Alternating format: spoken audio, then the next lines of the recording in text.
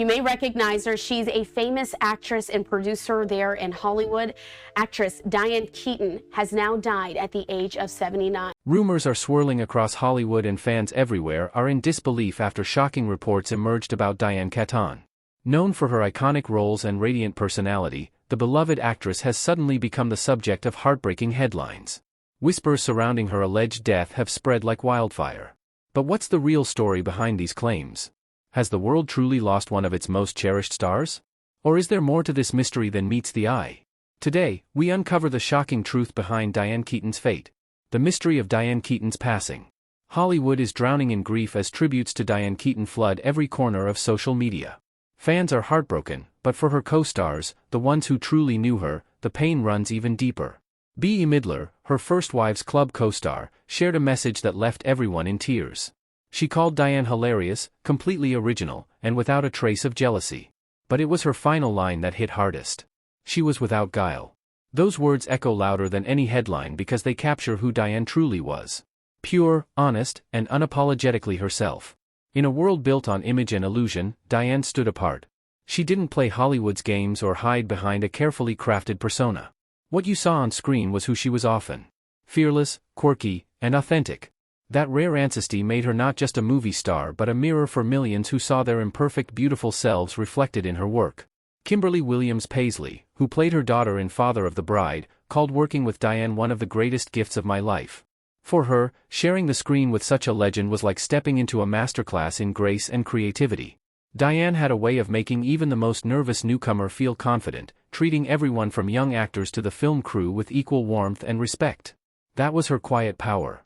She didn't just light up a scene, she lifted everyone in it.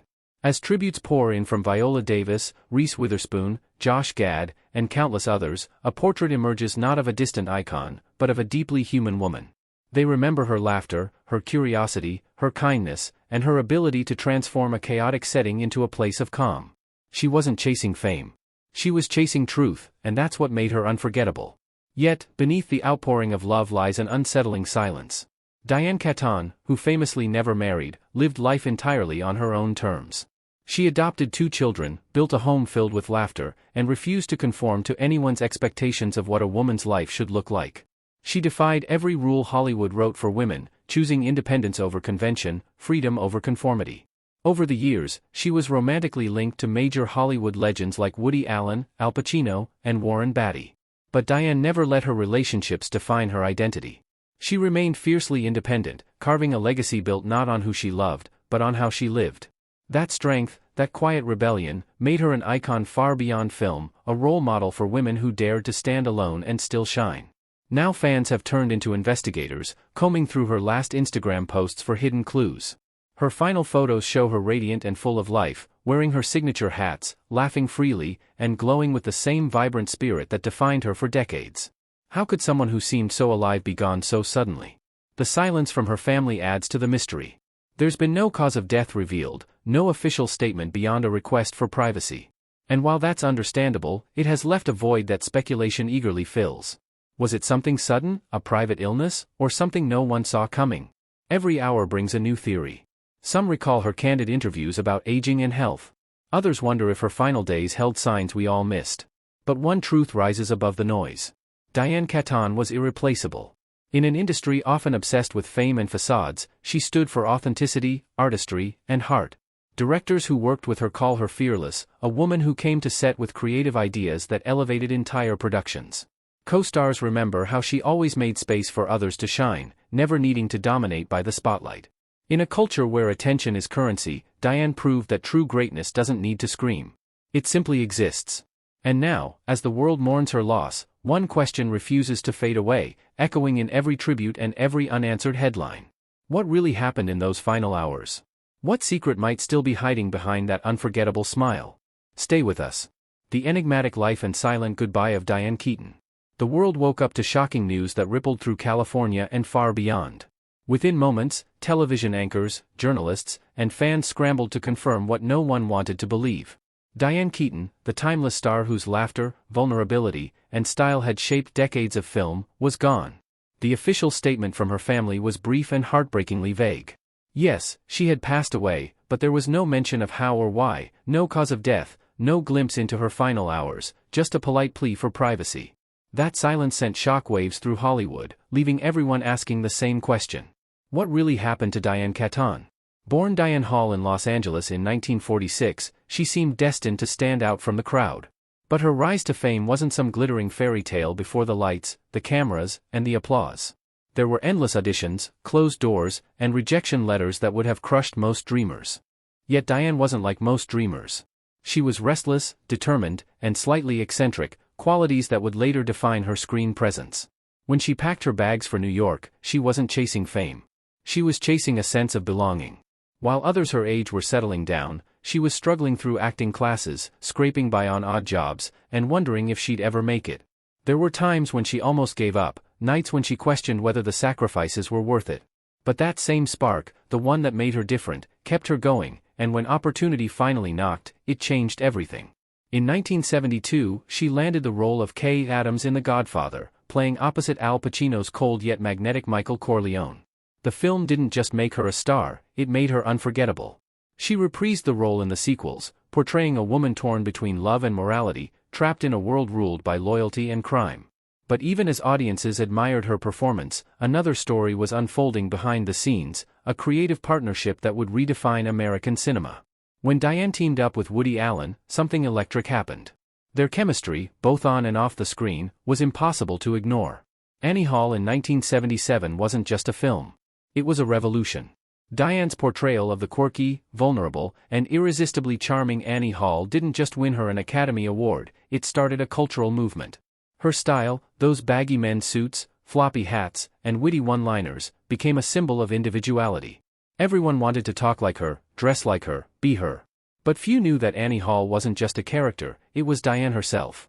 Woody Allen had written the role for her, inspired by her quirks, her speech patterns, even her real last name, Hall. Their collaboration blurred the lines between fiction and reality, love and art. Rumors of their romance added another layer of fascination, fueling debates that still linger today. Success followed success. For Academy Award nominations, Golden Globes, BAFTAs, Hollywood showered her with praise. Yet through it all, Diane stayed grounded. While others drowned in the chaos of celebrity life, she remained humble, authentic, and oddly shy about her own fame. Her co-stars described her as refreshingly human, approachable, funny, and endlessly curious. She had this rare gift of making everyone around her feel at ease, as if they weren't in the presence of an icon, but an old friend. Her filmography became a mirror of her evolution, complex, funny, and deeply relatable. In Father of the Bride, she melted hearts as the kind and patient mother opposite Steve Martin.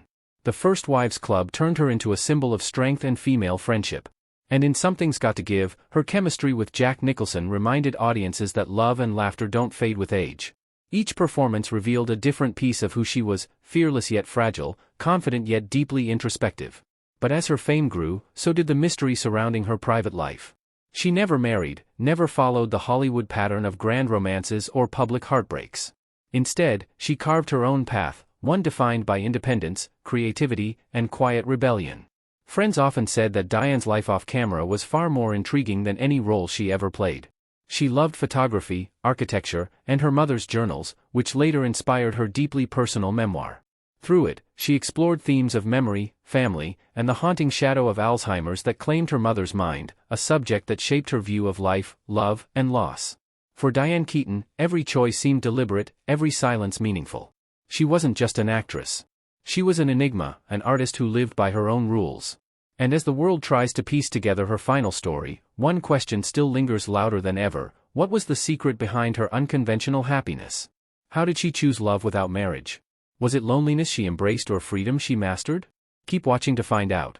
Diane Keaton, the woman who redefined love without a ring. For all her fame, success, and timeless charm, Diane Keaton never chased the dream that so many believed completed a woman's story, marriage. To her, love was not about fairy tale endings or perfect partners. It was a journey of discovery, heartbreak, and profound lessons that shaped both the woman and the artist she became. Surrounded by Hollywood's brightest lights, she remained one of the few who dared to define love on her own terms, raw, honest, and fiercely independent. Her story begins on the Broadway stage in the late 1960s, where a young Diane Hall, before the world knew her as Keaton, first met a man who would change her life, Woody Allen. Their connection sparked instantly, not just as lovers, but as creative partners. On stage in Play It Again, Sam, their chemistry was undeniable, a strange mix of awkward humor, tenderness, and truth. Alan, captivated by her offbeat wit and spontaneous energy, saw in her something rare, authenticity. When he later wrote Annie Hall, he didn't just craft a character, he captured Diane herself. The clothes, the mannerisms, the vulnerability, it was all her. The movie became a love letter to their complicated bond, blurring the lines between fiction and reality. Even after their romance faded, their friendship endured. Diane often called Woody one of the most important people in her life, and he never stopped referring to her as his muse. Together they created something that transcended their personal relationship, a portrait of love that was messy, imperfect, but achingly real. Then came Al Pacino, the man who would ignite a different kind of passion. They met while filming The Godfather, and what began as mutual admiration quickly turned into a whirlwind romance. He was intense, magnetic, unpredictable, the very opposite of the calm she tried to maintain. Their love burned bright but was constantly on the edge of collapse. Keaton once admitted she wanted to marry him, but Pacino wasn't ready for commitment. When it finally ended, she said simply, "Al was the love of my life." Yet even in heartbreak, she never let pain consume her. Instead, she transformed it, pouring that ache into her performances, channeling the vulnerability of lost love into characters who seemed to live her emotions on screen. Her next great romance was with Warren Beatty, a man as brilliant as he was complicated. They met while filming Reds, where Beatty not only directed her but starred opposite her. Their connection was electric, a mix of admiration, creativity, and chaos. He had a reputation as one of Hollywood's most notorious womanizers, but Diane saw beyond that. She often described him as generous, intelligent, and endlessly fascinating. Still, their relationship, like all her others, couldn't last. The intensity that drew her in eventually became the force that pushed her away. Looking back, Diane spoke of those relationships not with regret, but with insight. Each man, she said, taught her something about herself, how easily love could blur into sacrifice and how vital it was to never lose one's sense of self. Her devotion to these powerful men once defined her, but eventually she realized her truest power came from standing alone. Her decision never to marry baffled many, especially in an industry that often equated success with settling down. But Diane was clear about her reasons. "I'm too independent," she once said. "I love being alone." Marriage in her eyes required giving up a part of herself she wasn't willing to surrender. Her solitude wasn't loneliness, it was freedom. She filled her life with creativity, friendships, and later something even more meaningful, motherhood. In her 50s, when most actresses were stepping away from the spotlight, Diane stepped into an entirely new role. She adopted her daughter Dexter in 1996 and her son Duke in 2001, calling it the best decision she ever made. Motherhood softened her, grounding her in a love that didn't demand performance or perfection. She often said her children gave her a sense of peace she never found in romance. Through them she discovered a deeper purpose, one that wasn't about being adored, but about giving love freely and unconditionally. Her reflections on love and solitude would later weave into her art. In films like Annie Hall, Something's Gotta Give, and Baby Boom, she captured the complexities of womanhood, loneliness, courage, humor, and the eternal search for meaning. Each role felt like a page from her diary, a confession written for anyone who had ever loved, lost, or chosen to stand alone. Diane Keaton proved that fulfillment doesn't have to come from marriage or romance, it can come from understanding who you are and embracing every imperfect piece of yourself. But perhaps the real story of her heart, the one she only shared through her words, holds even deeper truths still waiting to be uncovered. What secret feelings were hidden between the pages she left behind? Stick around for what's next. Diane Keaton writing to remember what time tried to erase. When Diane Keaton released Then Again in 2011, it wasn't the kind of memoir people expected from a Hollywood star. It wasn't full of gossip, red carpet secrets, or the glamour of fame. Instead, it was something far more intimate, a daughter's search for meaning in the shadow of her mother's life. Written with warmth, vulnerability, and that unmistakable Keaton charm, the book became a reflection not just of her career, but of her family, her fears, and the complicated bond that connects mothers and daughters across generations. The heart of Then Again beats through her mother, Dorothy Hall, a woman whose story might have been lost to time had her daughter not uncovered it. Dorothy had spent her life writing, over 90 journals filled with dreams, sketches, memories, and silent regrets. In those pages, Diane found more than just her mother's words. She found a reflection of her own soul. Dorothy had once dreamed of being an artist, but gave it up to raise a family, a decision that haunted her quietly through the years. When Keaton read those journals after her mother's death, it was as if she were meeting her all over again, this time, not as a daughter looking up, but as a woman finally understanding. then again wasn't written in perfect order or polished prose. It was woven like a patchwork of moments, thoughts, and emotions. Diane didn't want her readers to simply read her memories, she wanted them to feel them. The confusion, the longing, the bittersweet ache of remembering. Her mother's words blended with her own, forming a conversation across time. A mother who once gave up her dream, and a daughter who spent her life chasing it. There's a powerful line that echoes through the memoir, Keaton's confession that much of her life had been about wanting to be seen. It's a need she recognized she shared with her mother. Dorothy's journals carried the same plea for acknowledgement, quiet questions about whether her life had truly mattered. Through these parallels, Keaton revealed something universal, the way daughters often inherit not just their mother's features, but their deepest insecurities, their unspoken hopes, their silent yearning to be remembered. But the story takes a heartbreaking turn. In her mother's later years, Alzheimer's disease began to erase everything Dorothy once was. The woman who had filled pages with words and sketches slowly lost her grip on memory, her identity slipping away like film reels fading into white. For Diane, watching that transformation was unbearable. The disease didn't just steal her mother, it forced her to face the fragility of the human mind itself. Who are we when memory disappears? What remains when our stories fade? Then again became her answer to those questions. Through writing, she tried to preserve what her mother could no longer remember. Each sentence became a thread, stitching together the pieces of a life unraveling under the weight of time. In doing so, Diane turned her grief into something lasting, a work of love and remembrance that spoke to anyone who's ever watched someone they love vanish behind the fog of Alzheimer's.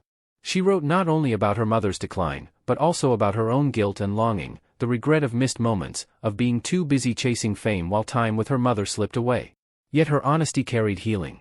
Writing became her way of saying goodbye while refusing to forget. It was in many ways her greatest act of love.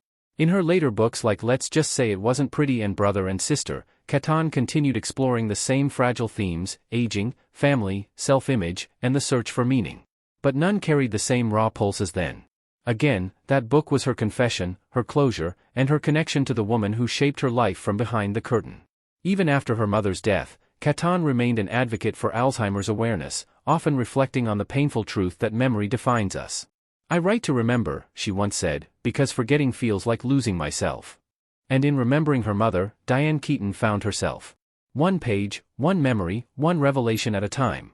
Now, let's reveal the details about how her authenticity continues to shape art, fashion, and identity even after she's gone. Stay tuned. The timeless rebel who redefined style and strength, Diane Keaton's influence stretched far beyond the silver screen.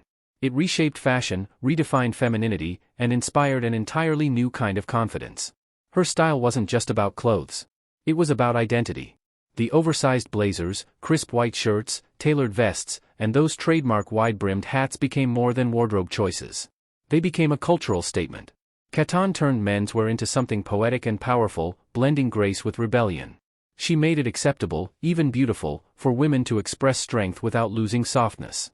Fashion magazines adored her. Designers praised her originality.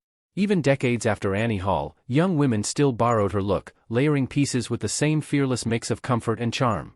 To them, she wasn't a relic of the past. She was timeless. In a world obsessed with youth and conformity, Keaton's style said the opposite. That aging isn't a fade out. It's an evolution. She didn't follow trends. She set them. Even in her 70s, she graced magazine covers and red carpets with the same quirky elegance that once captivated audiences in the 1970s. Every appearance reminded the world that authenticity never goes out of fashion. But Keaton's artistry went far deeper than fashion. She was a filmmaker, producer, author, and performer. A woman who understood the creative world from every side. Her directorial work displayed her sharp instincts and subtle storytelling. Her memoirs opened the door into her mind, revealing her humor, vulnerability, and reflections on family, fame, and self-acceptance. And when she lent her voice to narrate Joan Diane's work, critics praised her ability to make literature sound alive, proving that her talent was never confined to the screen. Hollywood often tries to categorize people to fit them neatly into roles that are easy to label. But Diane Keaton refused to be boxed in. She was proof that you could be successful without selling your soul, charming without pretending, and artistic without being tortured by the weight of genius.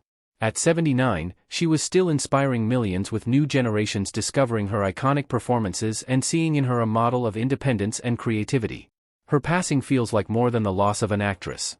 It feels like the dimming of a light that once illuminated Hollywood's golden era. She bridged generations, having worked with legends while becoming one herself. As tributes pour in and film retrospectives fill screens worldwide, her spirit lingers in every laugh, every suit, every bold choice that dared to defy expectations. Because Diane Keaton didn't just act, she transformed.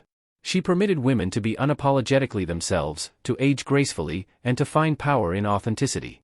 Her work and style live on, untouched by time, whispering to the world that individuality is its own kind of beauty. Diane Keaton wasn't just a star. She was a revolution wrapped in a turtleneck and topped with a hat. But what made her charm so effortlessly eternal? We would love to hear your thoughts below. So, don't forget to like and subscribe.